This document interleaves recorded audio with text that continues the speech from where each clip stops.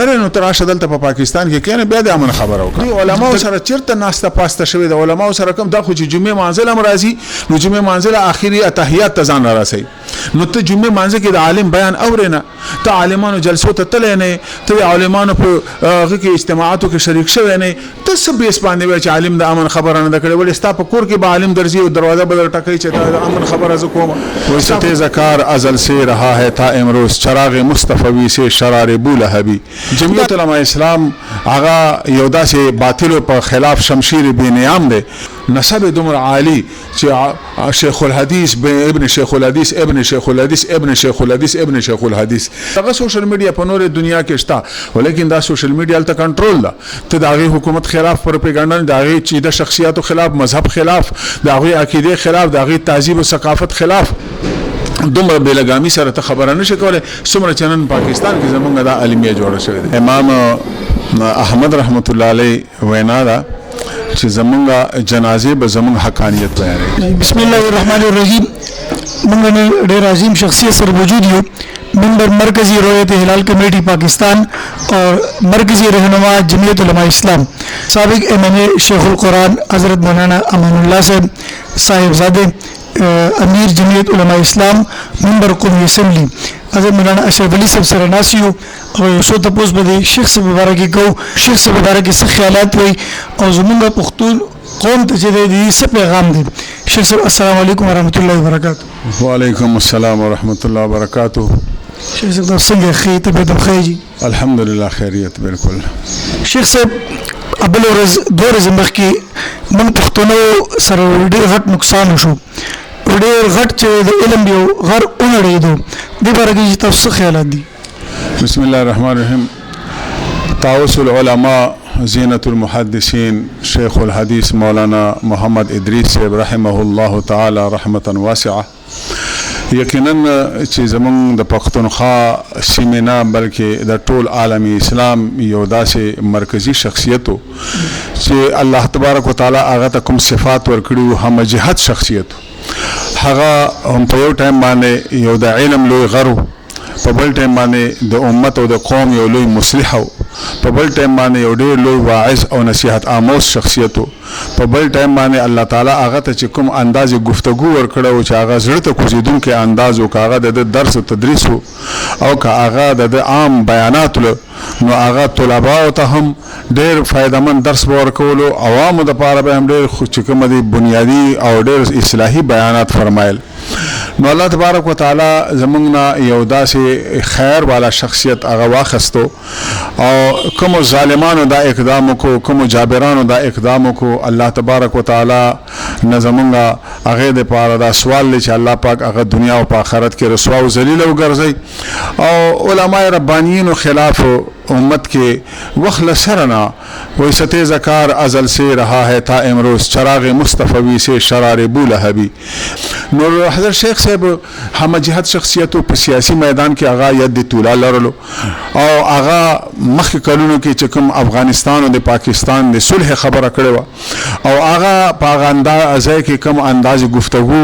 او کم آغا د شعور خبره کړو یقینا چې مونږ دا غنو چې د خلکو شیطانی قوتونو ته دغه خبره هم د نه پسند وي اصلاحي بیانات د نه پسندو سیاسي وابستګي او پلیټ فارم داغه چې کوم جمعیت علماء اسلام سره جمعیت علماء اسلام هغه یو داسې باطل په خلاف شمشیر بے نیام دی چې هغه همیشه د پاره باطل سر بخنی کړی دا باطل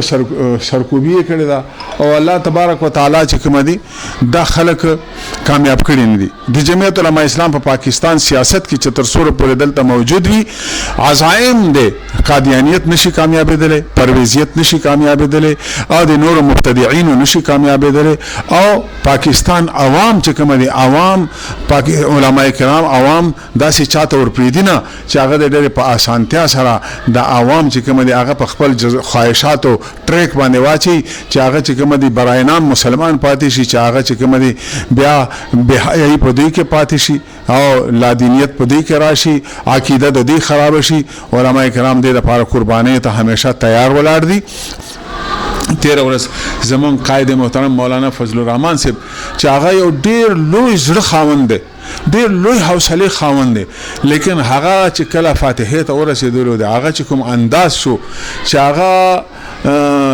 یو لوی چې کوم دی الله تعالی صلاحیتونو خاوند دا شخصیت پیدا کړی دی هغه باندې چې کوم اثرات راغل هغه مجمع ټول دی هغه غم هغه اندوه هغه زړه درد او هغه پریشانی هغه محسوسه کړله او ټول ته خلکو ته ښکارا شوله نو حضرت شیخ رحمت الله علیه هغه چې کوم دی یو طرف ته کده ذاتی نسب ته وګورو نسب دومره عالی چې شیخ الحدیث ابن شیخ الحدیث ابن شیخ الحدیث ابن شیخ الحدیث ابن شیخ الحدیث زوی چې کوم د شیخ الحدیث زنانه چې کوم د لوی عالمان فاضلان بل طرف ته د رښتې نسبت کو وګورو حضرت شیخ حسن جان صاحب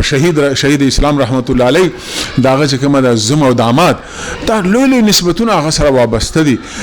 مفتي صاحب یو بل خبره شیخ صاحب تاسو ته بوسکو موږ پښتانه چې اکثر چې کله موږ ګورو سوشل میډیا باندې یو ډېر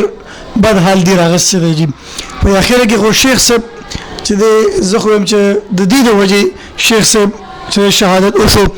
ځکه چې شیخ صاحب بارګې دی اخر کې دا سوشل میډیا باندې کوم بد حال راغسته دی بارګې به دی پښتنو ته تاسو پیغام ورکوي چې موږ خپل یو پښتون عالم چې د دې د وجې دنیا نه لاړو دا خو یو داسې خبره چې سوشل میډیا دا یقینا د دې یو ذریعہ چې موږ تنن پلاس راغله د څه فواید مشته خو لیکن چونکه دا بیلګام ډیره ده دا غي وجنه د دې ډیر به انتها نقصانات دي او بیا خصوصا هغه خلک چې لادین قوتونه دي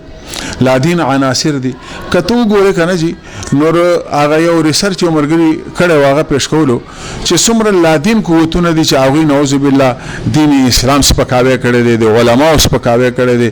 دا هغه کوي ویلاګ شایع کړي دي شیر کړي دي یا یو خبره دوی کړي دي نو دا هغه چې کوم د لایکونه لکونو پر ورسي 8 लाख 10 लाख پر لایکونه ورسي او دا هغه سم هغه ته حوصله ملو شي او هغه ته په ډالر هم ملو شي لیکن بل طرف ته کته یو اصلاح خبر او کې یو خیر خبر او کې دا غي لایکونه په 500 شپېته او اتیا او سل یو نیم سل پر راځي نور دا زمونږه یو معاشرتي کمزوري ده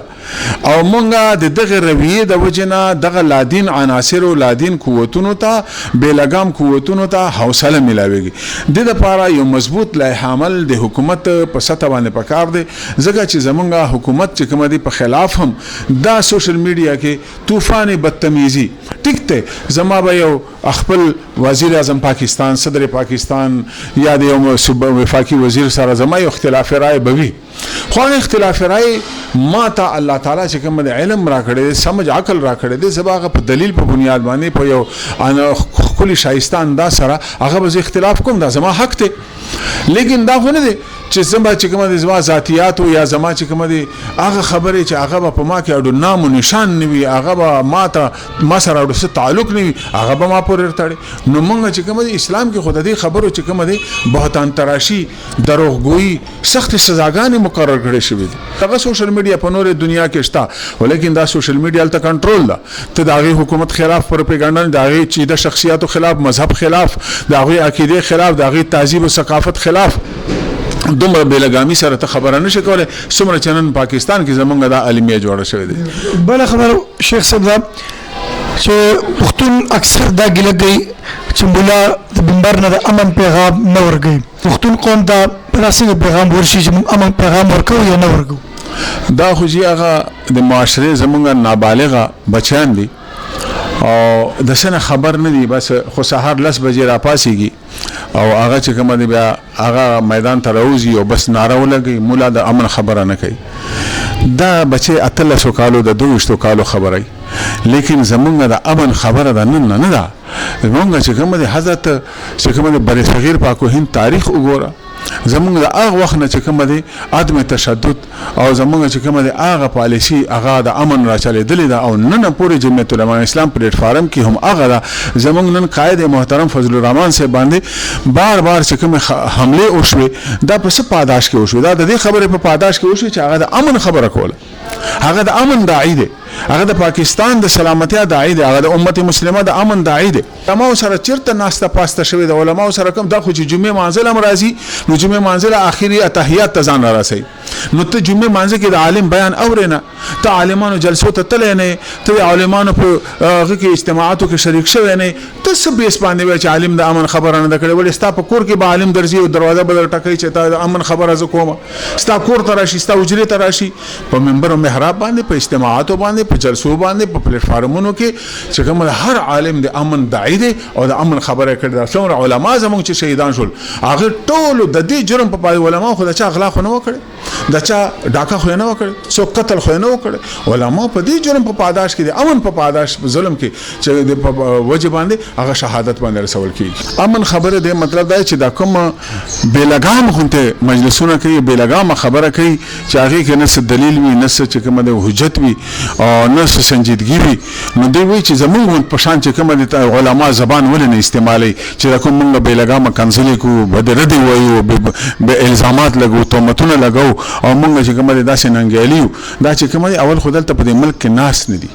دا ملکونو نه بهر تښتېدلي دي، هلته یا ټیکسي چلای یا چا سره مزدور دی او بس دا سوشل میډیا پیدا کړې ده او د هغه ځای نه دلته پاکستان ته چې کومه دی اروهي ته کنر نو ته راشه دلته په پاکستان کې کینې بیا د امن خبره وکړه، ته کنر یو سړي زوی د دلته راشه خبره وکړه، هلته بهر نه ناست دی، هلته نه چې کومه د غشر ولې او غشر ولې دلته په میدان کې ودرېږي چې څرنګه دلته علما پاکستان کې ولاړ دي او څرنګه علما دلته کردار ادا کوي او لږ د خپل کردارونه دې ټیک کړي چې دا کوم دلته خو شاټاري ناست او لایکونه هغه ویډیوګانو ته ورکوي چې ته خو چې ته جمعې مانځه ته راشه که نه چې امام خطبه شروع کوي، خطیب صاحب خطبه شروع کوي، ته هغې تقریر کې کښېنه چې ته لږ په کوپړې کې خدای عقل راولي چې ته د دین سمج او شعور در کې راشي. ته خو راشي جمعې په مانځه کې اخري تحیات ته ځان رارسوي، تا ته به څه شعور میلاو شي؟ تا خو چې کوم د خپل یا به د سکول ویلي او کالج به د ویلي یا نه، او هلته دې ټول په نکلونو باندې وخت تېر کړی دی، پوه شوې که نه، او بېهوده سړی بد اخلاقي دې زده کړې ده، بې حیایي دې زده کړې ده، بل دې څه نه دي زده کړي. نو ته راشې دلته بیا علماو پسې چې کومه د بدره دې شروع کې او د علماو توهینونه کې، علماو سره تا نشست نشته، ته علماو ته ځان نږدې کړه نو تا ته به پته ولګي. شیخ صاحب چې څومره په لکونو باندې تعداد تاسو خپل وکړه، دا لکونو تعداد چې دی دا څه ګواهي ورکوي؟ نو زمونږ د حقانیت گواه چې کومه دی زمونږ د علما ربانیینو جنازې دي چې د هغې ته وګورې. بیا حضرت شیخ ادریس صاحب رحمه الله د هغې چې کومه جنازه وشوه، زم چې د ایشیا په تاریخ کې دومره عظیمه جنازه بله نه شوې ده او نه به وشي، ځکه چې ټول چارسدې هر طرف نه چې کوم روډونه او ټول بلاک شول، چارسدې سرزمین چې کومه دی په ګلو کوڅو په روډونو باندې د ګاډو تلو شان خو پرېږده چې پیدل تلو شان هم ختم شو. جزاک الله جی، ډېره مننه ستاسو وخت راکولو، ستاسو قیمتي وخت موږ واغستو جی، ډېره مننه، جزاک الله.